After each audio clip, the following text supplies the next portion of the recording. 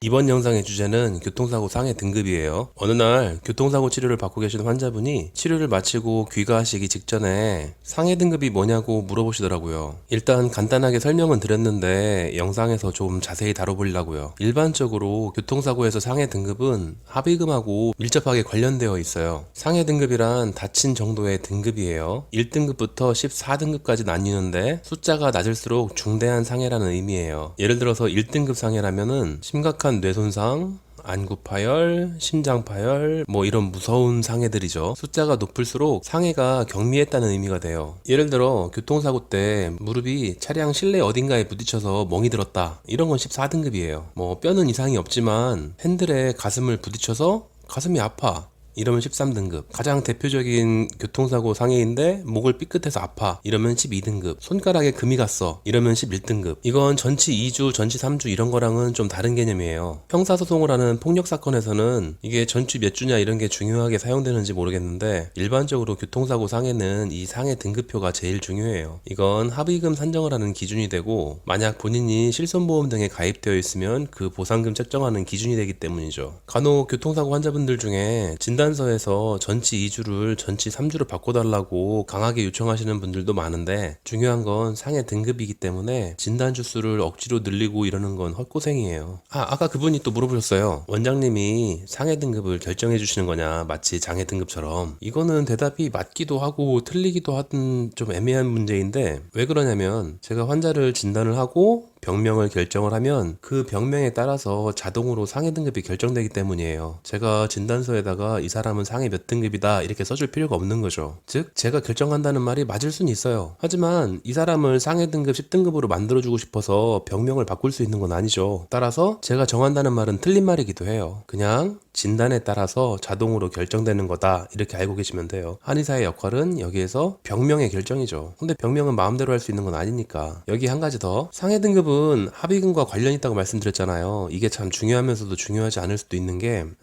예를 들어드리는 게 편하겠어요. 당해본 분들도 있을 텐데 아직 합의 전이시라면 기억해 두시는 게 좋아요. 이미 여러 차례 적어드렸던 합의금 공식이에요. 합의금은 부상위자료, 교통비, 휴업손실비, 향후치료비 이 네 가지로 구성이 돼요. 여기에 플러스 알파가 있기는 해요. 뭐냐면은 사고로 인해서 입증 가능한 금전적 손해인데 그건 뺄게요. 예를 들어서 사고 난 날 내가 10억짜리 계약을 따라가는 날이었는데 사고가 나서 못 갔어. 그런데 이게 순이익 5억이 남는 그런 계약이었어. 그래서 5억을 더 받아내야겠어 합의금으로. 이런 건 뺄게요. 이런 건 본인이 하는 게 아니라 교통사고 전문 변호사한테 의뢰를 해야 되는 문제죠. 그래서 뺄게요. 우선 휴업손실비. 이거는 입원한 날짜에 비례해서 추가하는 금액이에요. 휴업손실비에도 좀 복잡한 설명이 있을 수 있는데 일단 천안 나래한의원은 입원 치료를 하지 않고 오로지 통원 치료만 하고 있으니까 휴업손실비는 합의금 내용에서 뺄게요. 교통비. 이건 한의원에 몇 번이나 나왔느냐 치료 횟수에 비례해서 추가되는 금액이에요. 향후치료비. 이건 앞으로 얼마나 치료가 필요할 것이냐 그리고 그 치료에는 얼마나 많은 돈이 필요할 것이냐 이거를 결정해 주는 거예요. 이건 명확히 할 수가 없죠. 앞에 일을 어떻게 알아요. 사람 몸인데. 그래서 대부분의 접촉사고 합의금 협상은 이 향후치료비를 가지고 협상하게 되는 거예요. 그럼 여기 부상위자료. 위자료는 뭐냐? 이건 아까 말씀드렸듯이 상해 등급에 따라서 변동되는 합의금의 기본 금액이에요. 사실 부상위자료가 정확한 법적 용어인지까지는 잘 모르겠어요. 그냥 이렇게들 얘기하니까. 아까도 얘기했듯이 부상위자료는 상해 등급에 의해서 자동으로 결정되는 거예요. 그래서 합의금을 협상할 때쯤이 되면은 이 부상위자료의 추산이 필요해서 상해 등급을 따지기 시작하는 거예요. 그런데 부상위자료라는 게 생각보다 크지 않아요. 아까 12등급 상해가 15만원이라고 했죠. 합의금이 15만원부터 시작되는 게 뭔가 좀 이상하죠. 가끔 일부 보험사 담당자는 이 부상 위자료만 합의금인 것처럼 설명하면서 그 선에서 합의금을 줄이려고 노력하는 경우가 있어요. 피해자는 잘 모를 테니까 법적인 부상 등급별 위자료표를 보여주기만 해도 넘어갈 사람은 넘어가요. 극단적인 예를 들어본다면 양측 안구가 파열돼서 평생 실명이 됐다. 이건 아무리 생각해봐도 부상 1등급 정도가 되겠죠. 부상 1등급이 맞아요. 그럼 이런 심각한 상해 부상 위자료가 얼마냐? 200만원이에요. 영구적인 실명인데 합의금이 200만원일 리가 없잖아요. 그런데 이 정도 부상이면은 합의금을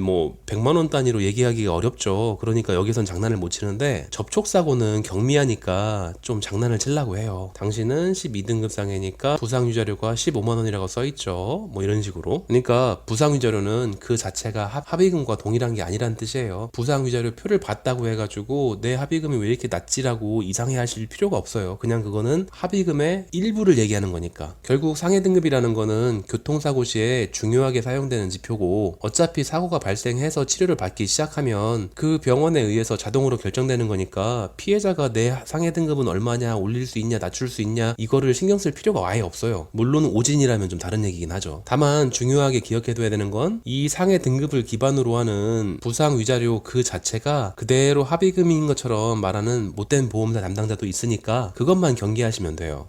그런데 또 애기들은 또 다른 게 있긴 해요. 어쨌건 일반적인 성인이라면. 그리고 말 하나마나 당연한 일인데 또 이런 당연한 거를 아무렇지도 않게 요청하시는 분들도 있어서 확실하게 해두고 마무리할게요. 정상적인 병원이라면 상해 등급을 높이기 위해서 허위 진단서를 끊어주는 일은 절대 없어요.